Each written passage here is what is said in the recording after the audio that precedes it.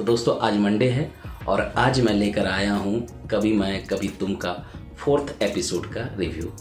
तो आइए सबसे पहले इसकी मुख्तसर कहानी पर नज़र डालते हैं। लास्ट एपिसोड में देखा आपने कि हानिया आमिर यानी कि शर्जीना जो है वो मुस्तफ़ा के सामने में जा कर के कहती है कि अब वक्त आ गया है प्रैक्टिकल का होने का और तुमने जो कहा था तो तुम साथ मुझे दोगे, मुझसे शादी करोगे। तो वहाँ एंड होता है। अब यहाँ पे फाइनली लोग दोनों फैमिली बैठे हैं और बातें होती है। यहाँ पे मुस्तफ़ा कह देता है सामने से सबको कि अगर आप लोग को एतराज़ ना हो और शर्जीना को एतराज़ ना हो तो मैं शादी करने को राज़ी हूँ। तो यहाँ पे उसके वालिद के कहने पर रिश्ता तय हो जाता है, दोनों की शादी होती है।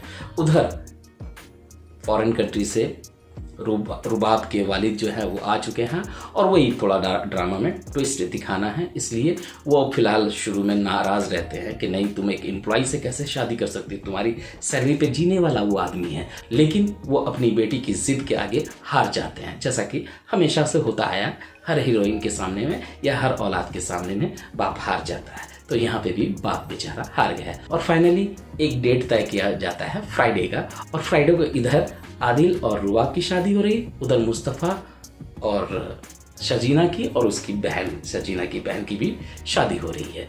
अब सब कुछ हैप्पी हो रहा है, लेकिन इसमें एक आदमी अनहैप्पी है। एक आदमी नहीं, एक औरत अनहैप्पी है, वो है मुस्तफ़ा की वालिदा। पता नहीं क्यों।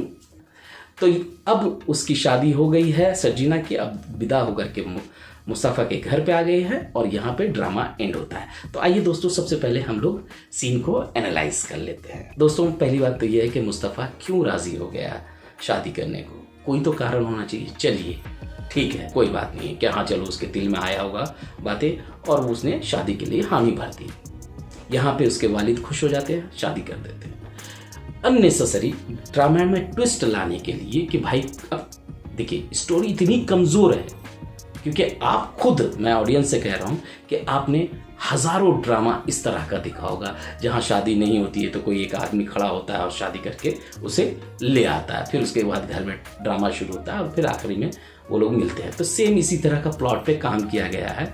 मुस्तफ़ा जो हैं वो खुद प्रोडक्शन चलाते हैं और उन्होंने इस स्टोरी को कैसे सिलेक्ट किया और मुझे समझ में नहीं आता कि ये कोई अलग सी आउटस्टैंडिंग स्टोरी तो नहीं थी। हमने तो हज़ारों ड्रामा इस पे देखा है, तो पता नहीं क्यों। एनीवे, अब देखिए ड्रामा में ट्विस्ट लाने के लिए माँ को हानिया आमिर यानी कि शर्जीना के खिलाफ खड़ा कर दिया गया है कि वो इस शादी से नाराज़ है।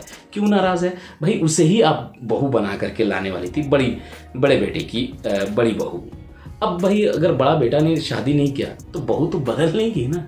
छोटा बेटा राज़ी हो गया, अब आप कह रहे नहीं वो उसको भी खिलाना पड़ेगा, इसको भी खिलाना पड़ेगा, वो कमाता नहीं है। ये कोई लॉजिक नहीं हुआ ना भाई। ठीक है, वो क्या खा लेगी? अगर इस बात से आपको ग्राउंड तो बनाना है ना कि किसी की वजह से आप नाराज़ हैं, तो आप अननेसेसरी का इस तरह के लॉजिक दे रहे हैं। और वो कह रहे हैं कि छोटा है भाई, दूध पीता वो बच्चा तो नहीं है कि आपकी गोद में खेल रहा है वो मुस्तफ़ा। तो अननेसेसरी का ट्रैक है। अब आते हैं इसकी खासियत पे। एक सीन है जहाँ पे शर्जीना अपने वालिद से बात कर रही है और इतने में दरवाजे पे खड़ी दोनों बहनें और उसकी वालिदा भी ये सब बातें सुन रही होती हैं। तो वो फिर आकर के जो गले मिलती हैं वो बहुत इमोशनल सीन था, जिससे कहीं ना कहीं थोड़ा सा इमोशनल हम लोग भी हो गए। तो सीन अच्छा था। देखिए इस तरह के छोटे मोटे सीन से ड्रामा हिट नहीं होगा।